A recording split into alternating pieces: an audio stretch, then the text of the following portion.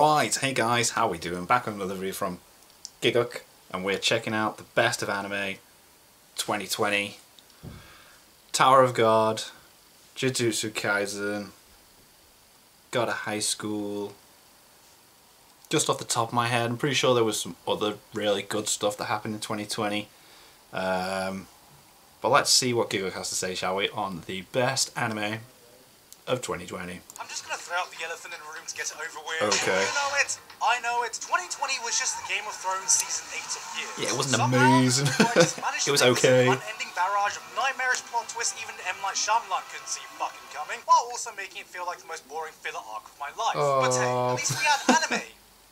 Kind of. I've been marathoning through as much anime as I could for the past month, trying to catch up with the year, but even then, I've watched way less than is that what it's called? Jujutsu Kaisen was so good. I don't think I have enough to talk about the best of each respective categories like I usually would, so instead, I'm just going to revert back to some old school YouTube clickbait and do my top anime I've seen this year. Nice. Before we get to that though, here's a quick rundown of all the other things I wanted to talk about that happened this year. Studio Passion started 2020 by drawing the line between hentai and anime with an Interspecies Reviewers. Just straight up aired a hentai scene, which I constantly have to remind people happened earlier in the year, not in 1947. The revolution was started against Mao. Funimation heated out faster than you could say. Yeah, there was a lot of drama, wasn't there? The anime community was ablaze, and in between all this, Interspecies Reviewers actually aired. Honestly, despite how many boundaries this pushed and how explicit it was, I really found this to be a funny comedy that was everyone says it's actually pretty good.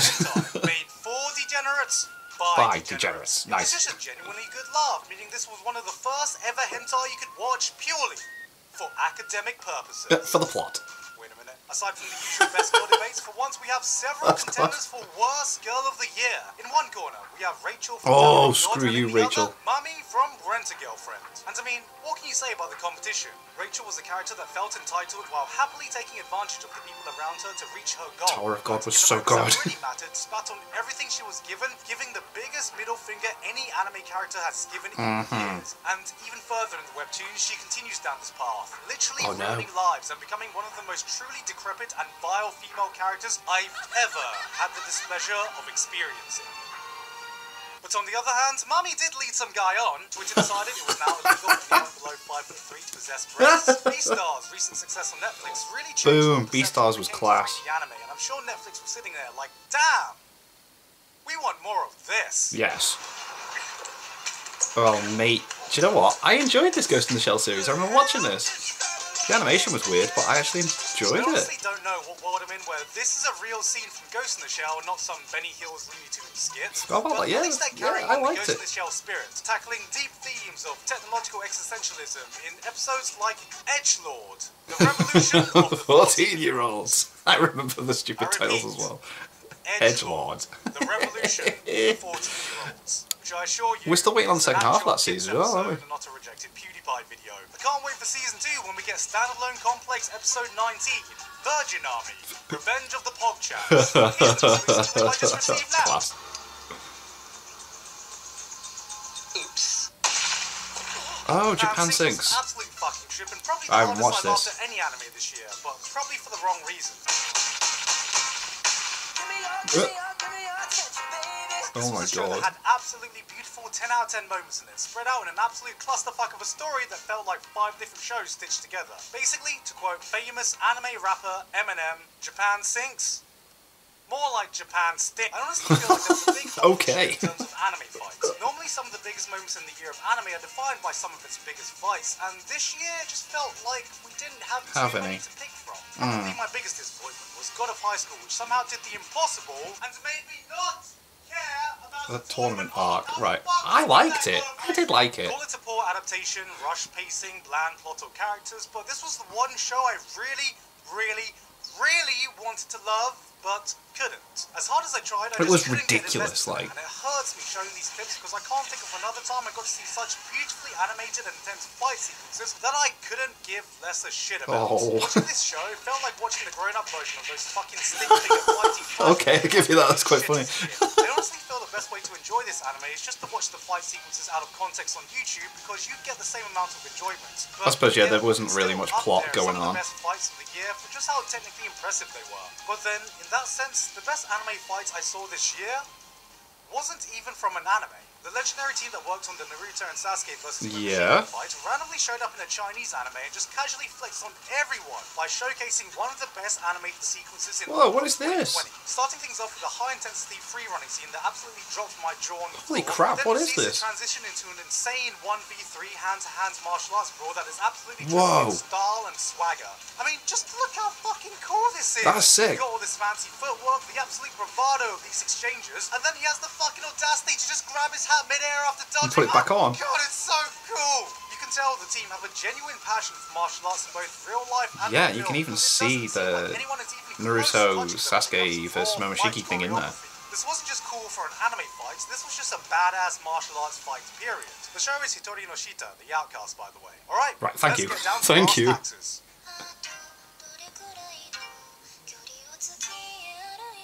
When you hear about a show that starts off with a guy getting hit with a truck that ends on one of my favourite anime of the year lists, I'm sure everyone's first thought is, oh great, another shitty Isekai. isekai. Yeah, but it's not, is it? On brand as usual, but rest assured, Tony Kawa Over the Moon for You is the furthest thing you'd expect me to like. A short, sweet, cute, wholesome story about a simple domestic romance.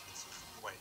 The modern times of anime titties dominating your timeline, anime and hentai designing as one and the same, and the world being taken over with degeneracy, it's refreshing to finally see a nice Christian anime with nice Christian Not values. quite there, though, is is it? the rehabilitation needed for all of those who have once been put into horny jail. It's all of us. There's no Horny complicated jail. dramas, no love triangles, no relationships that need to be prefaced that they're not related by blood, just a story of an actual, decent, responsible human being falling in love with one of the few waifus in anime that, is actually a waifu. Watching Tony Kawa is like taking that bath after a long day at work. You feel like your soul is cleansed whenever you finish an episode. It'll cure your depression, then give it right back to you when you remember that you'll never get a relationship like this. What'd you say? Anyway, watch Tony Kawa. It's cute. That was amazing. Kage's Oh wait, I can watch season 2 now because I have a Funimation. Well, my girlfriend has a Funimation account. Oh. Yeah, Kaguya-sama is still good. Okay. Ever since my last video about Index and Railgun over 2 years ago, we've always been pretty quiet about the franchise as a whole. And, well, that's because when JC Staff adapts an anime, God flips a coin. Will it land heads? Oh, it's either going to be really Or will good. it land tails, like for One Punch Man 2, the Classified Oh, Index 3, don't be like or the that. Overwhelming Accelerator? But for some unknown reason, Some tails. science still hasn't been able to solve. Whenever they touch anything related to Railgun, it is nothing but heads, heads, and heads. Yeah. Railgun somehow continues to be far and beyond the best thing the franchise has going for it when it comes to the anime, which kind of makes sense. With the Index series having a far greater plot, juggling a bigger cast, squeezing way more story arcs into a single season, it's no wonder that the more focused world of Railgun means the spin-off series outshines the mainline. And, well, it seems like JC Staff knew this too, because unlike their other recent adaptations, this is the best the franchise has looked since, well, Railgun. Oh, Great wow, okay. animation is back. We have a more down-to-earth story. It's got all the level 5s going at it. This is everything Tuaru fans could hope for. Not Sick. forgetting, it's nice to see the return of everyone's favourite character, CGI wind turbines. Baby, Nice. oh yeah. Oh yeah. Da. It's so good. I always feel a bit cheap for putting a hot new shonen on the top of my favourites list, because to me, it kind of feels like I'm saying, yes, I too enjoy vanilla ice cream, eating white bread, and saying Rem is my waifu. But my god, no, when they're a so show is good, doing it's so something good, right, it's totally it is worth the doing hype. something right. Yeah. Watching this first core of Jujutsu Kaisen kind of felt like you discovered that YouTube channel under 10,000 subscribers that you knew was just waiting to blow up. It's a shonen that isn't afraid to wear its influence on its sleeves, but is confident enough in its own abilities to still give you a fresh experience. And it does. You can see the groundwork being laid for a truly amazing show because it just Yeah, seems to I'm have really everything intrigued going where for the it. story's actually going to go, Characters are man. fresh and likable. The fights have a nice balance between interesting power systems and just pure animation flexing. Gojo's eyes make me question my sexuality as much as And his everybody girlfriend's else's. dick, and it has an ending that slaps harder than my dad's belt. I feel like it's just waiting for that one Okay. big moment, that one big fight to truly take it up to the big leagues. Because with Demon Slayer coming back this year from literally kicking everyone's ass, Jesus Yep. fucking Christ, It 54 really did. million? The Jesus. sales gap can part the Red Sea. I can't wait to see if Jujutsu Kaisen is also going to be eating at the big boys table in time. Like, what is it now? Big 3? Big 5? Big 7? How many more are you going to give us, Chainsaw Shonen Man. Jump? Go ahead. What we got this next? year, the Domestic Girlfriend manga ended, and it left a massive hole in my heart. Oh, your video on it was so good. Fix of a car crash-filled romance story now. How could anything fill the gap this masterpiece had left? Would I finally get some good taste in anime? Luckily, Rent-A-Girlfriend started airing, and it all went tumbling down. This, unironically, became the show I was most excited to catch up to every week. Yes, fuck you, I was more excited for this romance than Kaguya. What can I say? You can take the man out of the trash, but you can't take the trash out of the man. It's another romance anime that follows the formula by the book, but sometimes you just find a show that contains every stupid eye-rolling cliche you've ever complained about, but somehow it balances them all in a way that just works. I don't know what it is about seeing people going through a train wreck of a romance situation that's just so addicting to watch. Yeah. You know what I did? I went on Grindr. Dude, I was a hit on Grindr, by the way. I was a hit on Grindr almost instantly. But then I literally saw my dad. Rent-A-Girlfriend was just that perfect kind of drama, man. It may not be highbrow entertainment, but it knows how to keep you watching. You may be infuriated watching this living breath moment in action. You may be screaming at the screen for him to leave his hoe on the streets. You may want to buy this guy a fucking pint for just telling it how it is, but by God, you just gotta click on the next episode for this morbid curiosity. Just need to know what happens next, yeah. Oh my God. A single man can take.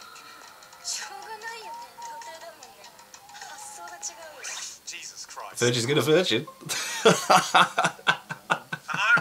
Yes? I'd like to report a fucking murder. Also, when was the last time we had clear candidates for both best and worst girl of the year in one show? Oh my I've God. already talked enough about the waifu masterpiece that is Chizuru, but I'm equally impressed at how good a job they did at creating the most detestable serpent of a human in Mami.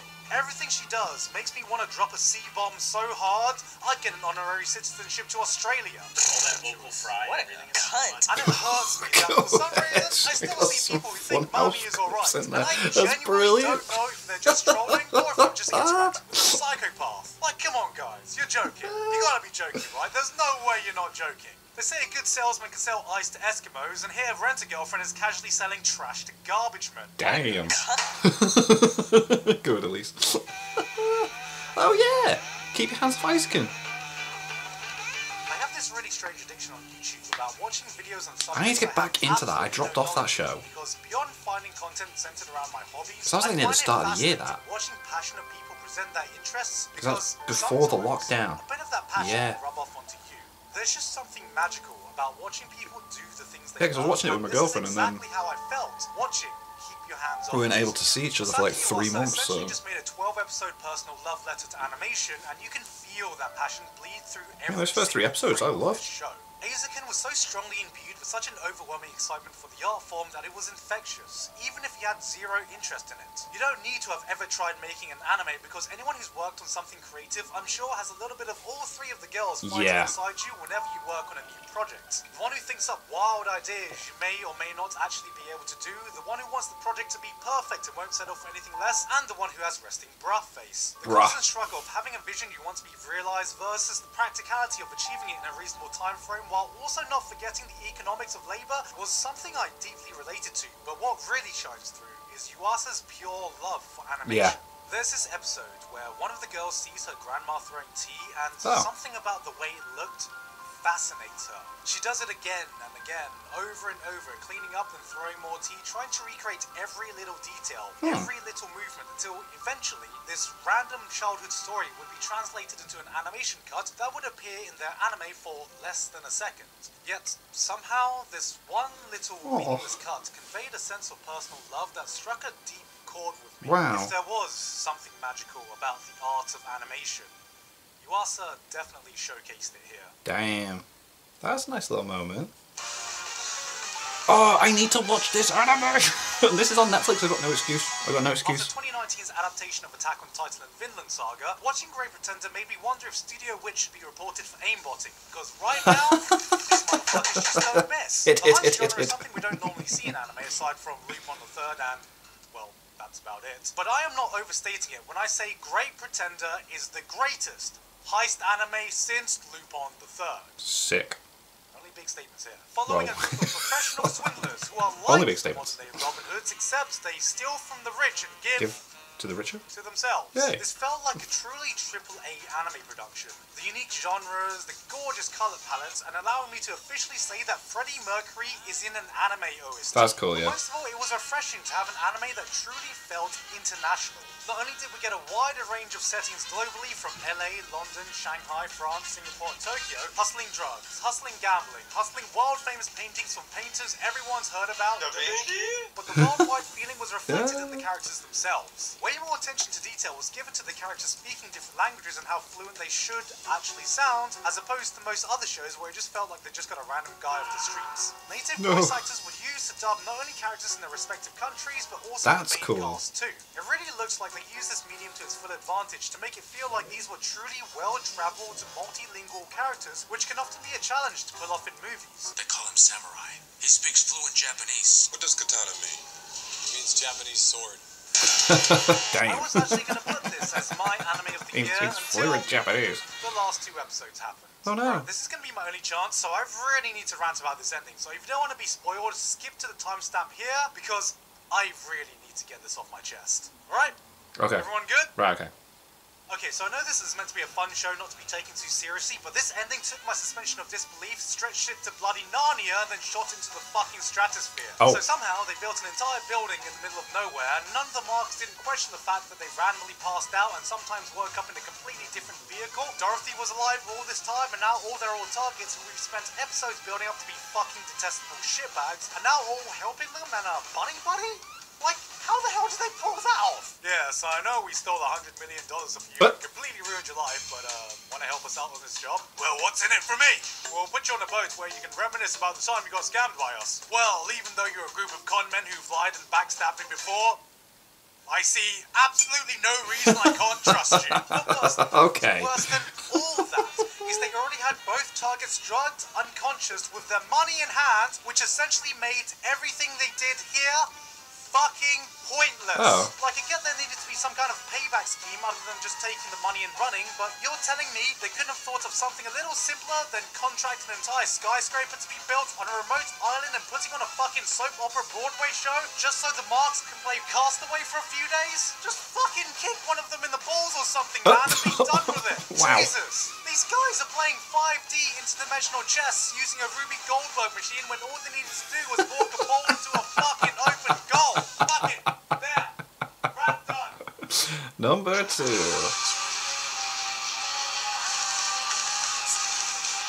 I don't know what it is about a lot of anime that Netflix licenses, but if I had to put it into words, they don't feel like you're eating McDonald's chicken nuggets. Dotto Dotto just felt so insanely different from anything The else animation I watched seems this a bit year. If different most as well, anime doesn't it, was for like that? taking a stroll down a bright city centre, Dotto Dotto was the homeless bum trying to stab you when you took the wrong turn in the back alley. It wasn't cutesy, it wasn't squeaky clean, it was a brutal psychedelic tour through anime's underbelly, and it was awesome. There's something so fascinating about being dropped into a world that doesn't follow any logic you're familiar with, and yet seems to function in a way that makes sense under the foundation it was constructed in. The world of Dotto Dotto feels absolutely alien. There are sorcerers that can do magic because they have dust in their body. Our main character has a lizard head and another head inside his head. Oh. This man can turn everything around him into mushrooms, and then the creator smokes them. We even got Gar Gritter preparing for her Hololive debut. Yet somehow all this makes sense under the insane logic of its own world. Seeing a universe function under its own twisted sense of coherency just made me want to learn more about it. Every episode was just a treat to see a new side of this world. This is so weird. It was unflinchingly brutal, yet didn't feel out of place when you saw a 9-foot talking cockroach wearing Air Jordans called Jordan almost kill a granddad because they're doing a Jun Maeda baseball episode. What? This is one of the most unique experiences you can find in 2020, and all I can say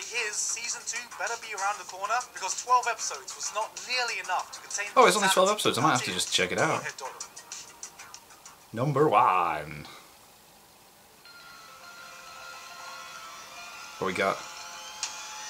Oh, okay. Sometimes, when a massively hyped, high-profile... I've only watched the sequel comes first along episode years of after the season it's 2 come premiered, back. After a myriad of memes, discourse, merchandise... But now that it's back on, I'm binging it. Perception, it can be easy to forget why the franchise became so beloved in the first place. But all it took was a few minutes of the first episode before I instantly remembered. God damn.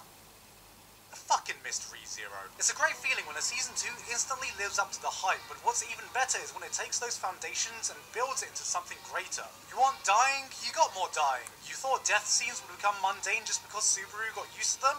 Let me introduce you to the Monty Python rabbit. Oh, yeah, I've heard that scene is something else. Amelia too. Oh, you liked Rem? I did like that first episode where it's like, who's Rem? Rem too. But what surprised me was just how much better we ended up understanding Subaru. He was no longer just an isekai protagonist. He was no longer just a deconstruction of an isekai protagonist. He was a relatable, surprisingly self-aware lad thrown headfirst into a situation way out of his depth. Out of every show on this list, it was the only one that really gave me moments I felt I was going to remember. Those moments in anime that hit that perfect crescendo and leave you in a state of shock, awe, amazement, or sometimes tears. These are the moments that reminds me why I fucking love anime, and somehow it felt like ReZero was able to do this on a weekly basis. Because those moments were the big feeling I feel was missing from the anime this year. If I had to add one big asterisk to this, is that it feels weird crowning this as my anime of the year. Because, well, it isn't even finished yet. Yeah, it's still going. Like Attack on Titan Season 3 Part 1, because unlike something like that, we are right in the middle of a story arc. But I had to pick it because I didn't feel like I had any other choice. Alright, let's be real for a second. Last year I said that picking the anime of the year was the hardest in a very long time, but honestly, this year was almost equally as hard. For the completely opposite reason. You may notice this year I'm not doing one of my coveted Anime in 2020 yearly reviews, and that's because to me, those videos always felt like a celebration that put a personal full stop on my year of anime. But this year, it just wasn't something I felt like celebrating. Yeah, Obviously, I get what don't you mean. think anyone feels like celebrating the year of 2020 in general, but I also genuinely think that anime as a whole just wasn't very exciting. No, it wasn't Don't up get to me wrong, there were par. good shows This year's and I going to be enjoyed good for every anime. on Oh my this list, god. But it felt weird calling any of these a proper anime of the year contender. Some were unfinished or felt more like a setup season, some dropped the ball crossing the finish line, and some were missing that X factor to truly leave a special impression. Because whenever I reflect on a year, I think back to the moments, and aside from ReZero, there were hardly any moments this year that reminded me why I love being an anime fan. Compared to last year, when we had the Demon Slayer episode that broke the internet, God, Vinland yes. Saga's ending, Mob Psycho's Yo, jaw-dropping yes. 7-page Muda, Isabel's song, Stone Age Lightbulb, or pretty much every moment from Attack on Titan, I don't know what moments in this year I'm even going to remember. And I don't feel like I'm alone in this. Being an anime fan was weird this year, because it seemed like there was the least discussion and hype for the medium that I can remember for a long time. But that doesn't mean we were talking about nothing. Because if I were to crown my actual anime of the year, it would probably be this. VTubers. Nothing beats a ground pound. VTubers blew up, man, like 2020 2020. had a single anime stamp its mark on the year, but when we look back, we are going to remember this year as the rise of VTubers. VTubers, And yeah. I know this is a complete cop-out because this ain't an anime, but let's be honest. This is what a lot of us anime fans ended up watching, and it would feel wrong to admit them when reflecting back at this year for us weeps. In a time when the entire world had more free time to consume content than ever before, a time when new anime just wasn't up to par, a time that couldn't be more perfect for every anime fan to finally make a dent in their godforsaken plan to watch this. Did we do it? Nah, let's watch a bunch of anime. Yeah, girls let's watch saying, some "Fuck." VTubers. The VTuber rabbit hole came along and swallowed us all into its endless abyss, pitting us in the battle of the century. On one hand, you had a lifetime of careful financial decisions and proper money management drilled into us over years of common sense, versus some virtual pixels reciting 1/26th of an alphabet. Guys, it wasn't even close. And I think what this really cemented was the birth of a proper subculture within the anime fandom. VTubers, gacha games, manga readers, web and light novel readers. I know a lot of people who call themselves anime fans who kept up closely with the culture while hardly watching any anime. I think the best way I can put this is that this was the year where being a weeb was something distinguishable from being an anime fan. Because while every weeb might be or has been an anime fan, not every anime fan Has is been a weeb. Yeah, Interesting. Yeah. 2020 could go down as one of the worst years in history, but thank God for the virtual anime characters that Oh, made they're so our cute. days a little less depressing. The future is bright. The future is hopeful. The future is cute. anime girls. Yay! And boys. And I wouldn't have it any other way.